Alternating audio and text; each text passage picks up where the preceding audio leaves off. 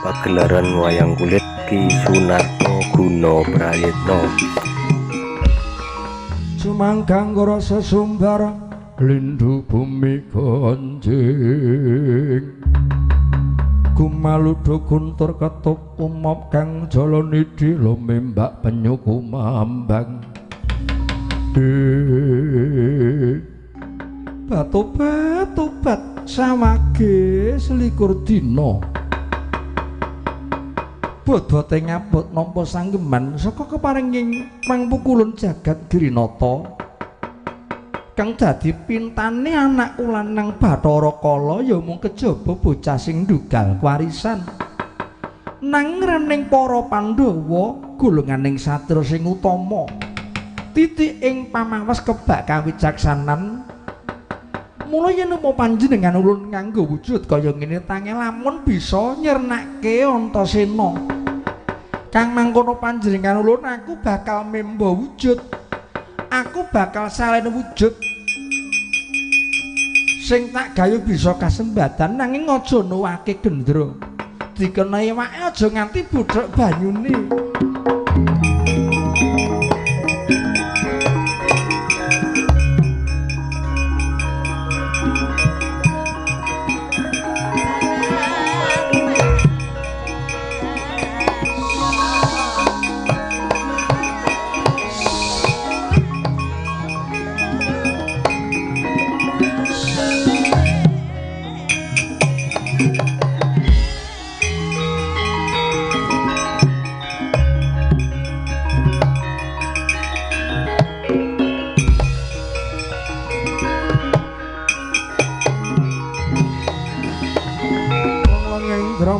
mangungkung kandhan limang lelena tanpa kanen yen tan tulus mengku sang Dyahutama hong ilahing mastahuna sekaring bawana langgeng ulun memba wujud dadi Sang Hyang Baruna dewaning mina dewaning iwak hei putuku Ngger Antasena kanthi panjenengan ulun memba wujud kaya ngene jeneng kita boya uninga sapa sejatining wujud Antasena Antasena aja kaget wong Pandhawa jaluk kelangan Antasena bakal mati saka tanganku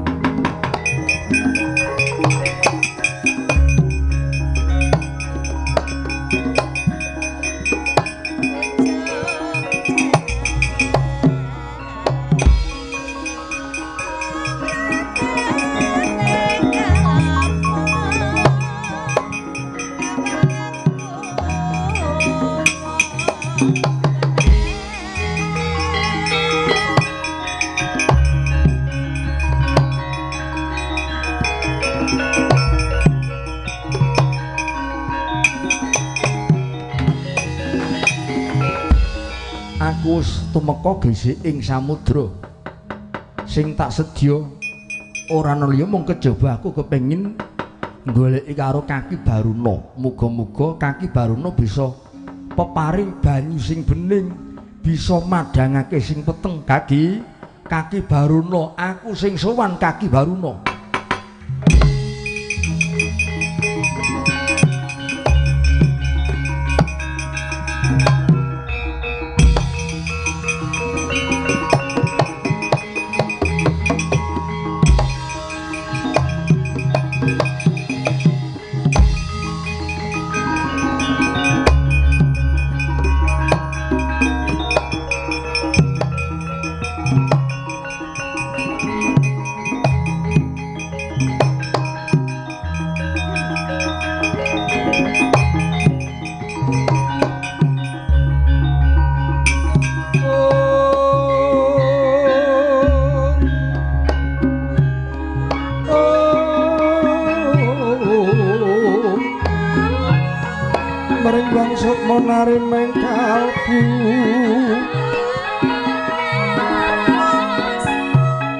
budine kang den bawani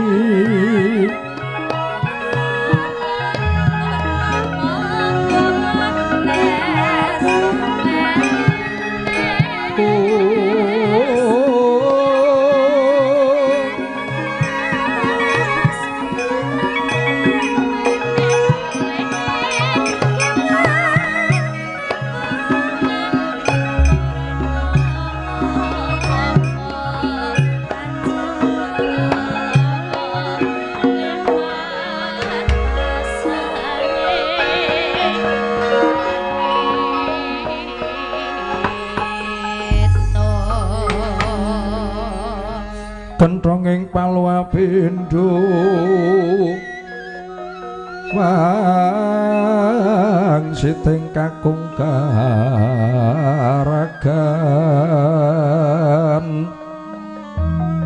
anjra sabdaning sapa kekeloro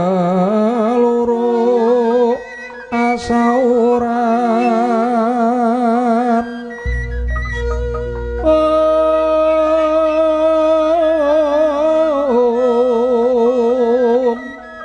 samono panmeh rahina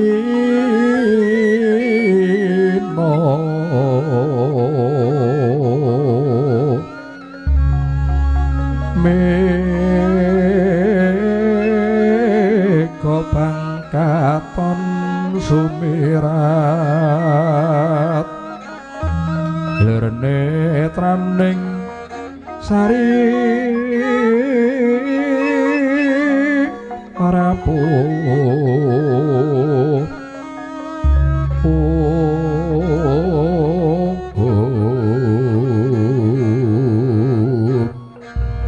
Sri Kunting ocehan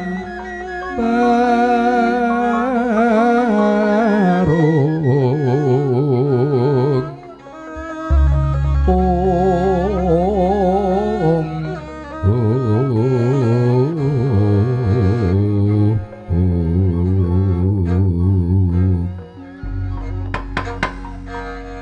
Ilahing Mastahuna sekaring bawuna langgeng ulun waspadake kaya dene praptane putuku Antasena. Ya pancen bener Kaki Baruna, aku sing sowan ana papan kene. Aja kaget Kaki Baruna. Ana wigati apa putuku Antasena semune kok nglonjong botol praptamu. Iya, persajan wae, Mbah. Ora dadak ngrunci tembung rumpaka basa parama sastra sing lungit. Tekanku sepisan kejaba kepengin tilik kawilujengane Kaki Baruna ndungkap dikang migati aku mung bakal nyuwun obor aku nandhang peteng Kaki Baruna. Ya kang mangkono margagi blaka selama urip aku iki mung mikirke kelawan uripku dhewe Kaki Baruna. Seprana seprene wiwit aku dilairake nganti Antasena dadi dewasa gagah runggah-runggah. Kok babar pisan aku durung nate nyam kamulyan, durung nate medhek kanugrahan. Buktine saben-saben kaki dewa padha peparing wahyu, peparing kanugrahan. Sing nampa sing nyandang ya mung kadangku kabeh. Kakang Gatut, Dimas Angkawijaya, Siwa Puntadewa, Bapak Werkudara. Ning Antasena babar pisan Kaki Baruna. Aku durung nate nampa kamulyan, durung nate nampa kanugrahan peparinging dewa. Pitakonku, sing tak sandhang kaya ngene iki apa merga saka pakartine leluhurku? Eyang-eyangku duk rumuhun rikala jaman urip mbiyen nandur pakarti ingkang ala. Mula diarani tunggak kemadoh. Tunggak kemadoh kuwi karma pala sing kudu disandhang dening putra wayahe anak turune, Mbah. Apa mengkono nggih Antasena? Iya. Buktine apa? Buktine iki buktine. Biyen jaman uripe leluhure ana sing nandhang owah nalare, yen cara jaman saiki ana sing nandhang stres. Besok tinemune anak putu, mbuh ketemu anak putu buyut canggah wareng sente grupak petarangan bubrah lan liyane mesti ana sing nukuli, Mbah. Mesti ana sing nukuli wong owah nalare. Lah tunggak kemadoh iku mau yen ora diwiradati, yen ora diwiradati mengko bakal nyiprat menyang anak turune, bali menyang lakonku, Mbah. Anane Antasena rasaku kok babar pisan beda karo dulur-dulurku, beda karo pepundhenku. Kuwi apa merga kabegjane Antasena ditampel dening wong liya, apa wis kinudrat kaya mengkono cithake dewa cithakane Gusti nggonku urip gelem ora gelem mung dadi gedhi bali pepundhenku lan kadangku kabeh Mbah. Sakraning rat gunawakasaning kang hang loro bawaning kang sinung wadi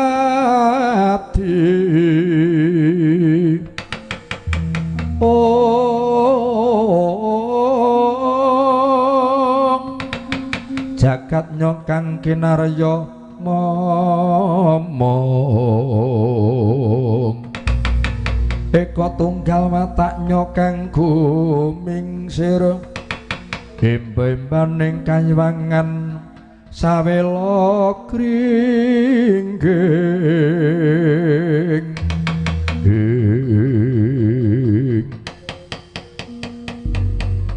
oh putuku ngger Antasena Kaki Baruna piye bareng tak pikir pun kaki nopo sesambate putuku Antasena kok banjur ketok ora tegel ora wentala rasane ngatiku ngger Antasena matur nuwun dene Simbah Baruna wis kudu rasa tegese iso ngrasake kaya ngopo rasaku Simbah Baruna. Terus ngendikane Mbah Baruna karepmu piye? Kang mangkono maju mrene manglunga janggamu mengku kowe bakal tak bengat kowe bakal tak bengat kawruh sejatining urip kowe bakal tak bengat kawruh sejatining urip supaya putuku Antasena ngerti lajering urip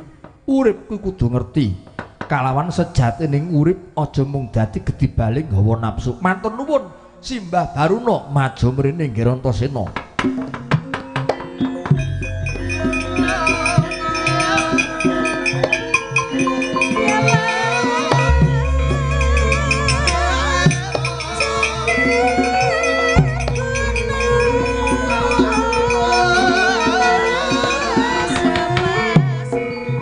Manglung janggane Raden Antasena nampi dawuh saking ingkang eyang nenggih Sang Hyang Baruna Sang Pindhawarna yektine mungkin arya lame samudana jroning swasana nengening ingkang wonten amung sepi jroning sepi sing ana mung lali jroning lali sing ana mung Antasena lan Sang Hyang Baruna kalingan suka ilang prayitnane tinarka Dyan Antasena badhe dipun bengat kawruh saking inggih eyang Sang Hyang Baruna nanging yektosipun Sang Hyang Baruna mung angupadilenanipun Raden Antasena den gigit janggane tugel trel gilang-gilang kuandhatan kena ginugup sirna margalayu.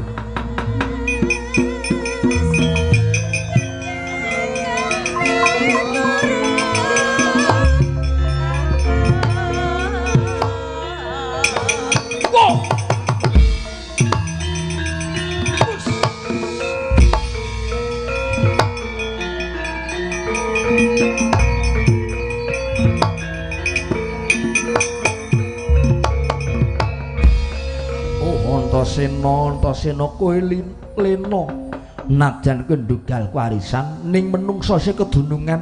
apes menungsa kedunungan lali kowe tak cokot janggamu tak tamani upas warayang tumekaning pati. Pandhawa sumurupa gilang-gilang kuandhane Antasena tan kena ginugup.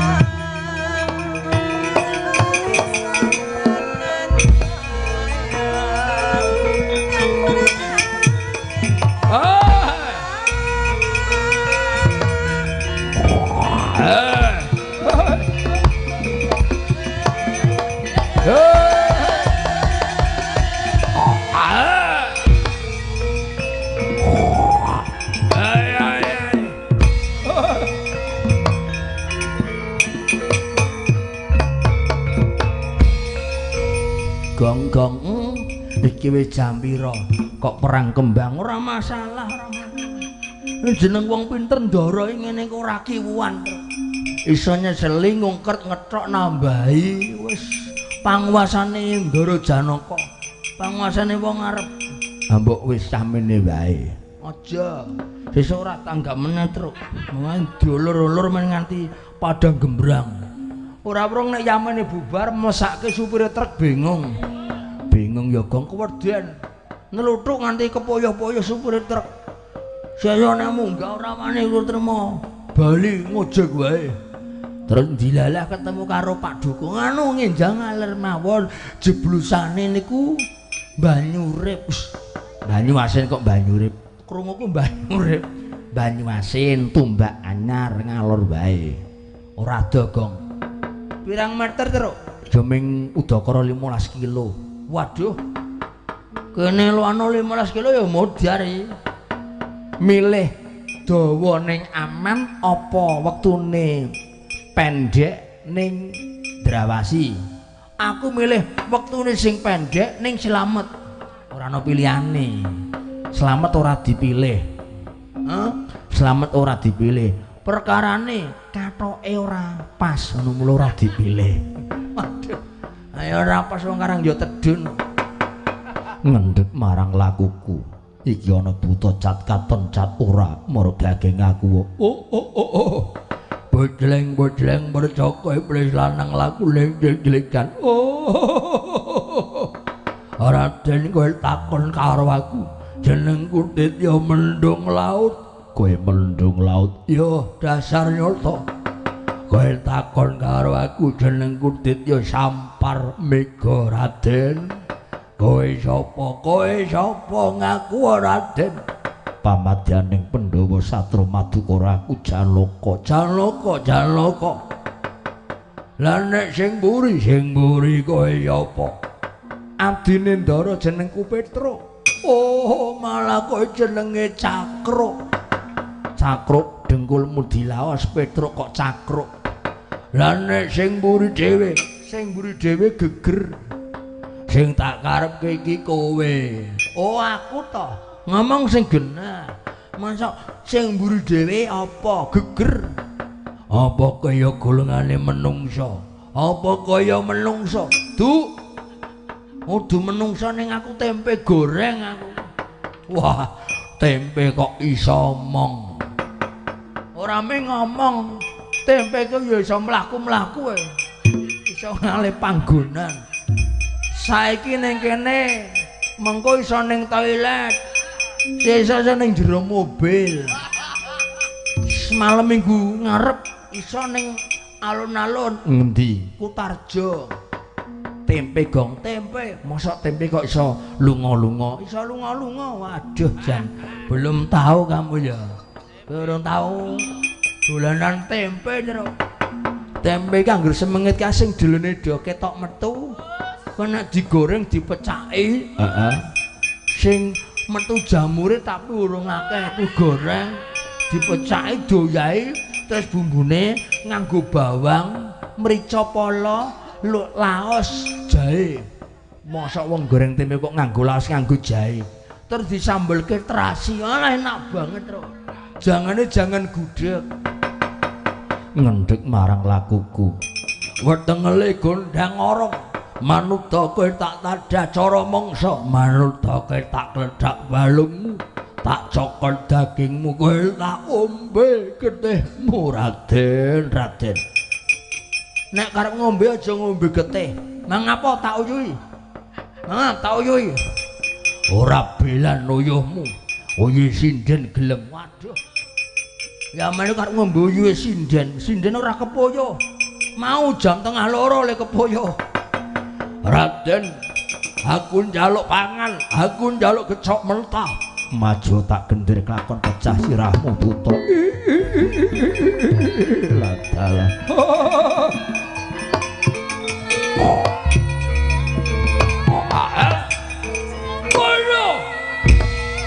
bos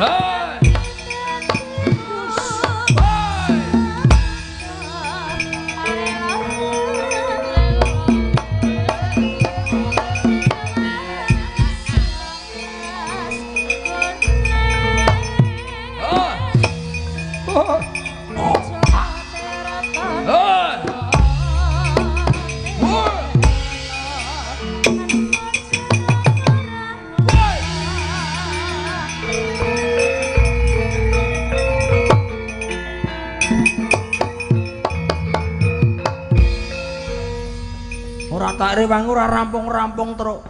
angger yamene pelok barang galik-galik sindane kaya seneng banget kowe nututi ndara ngrewangi ndara terus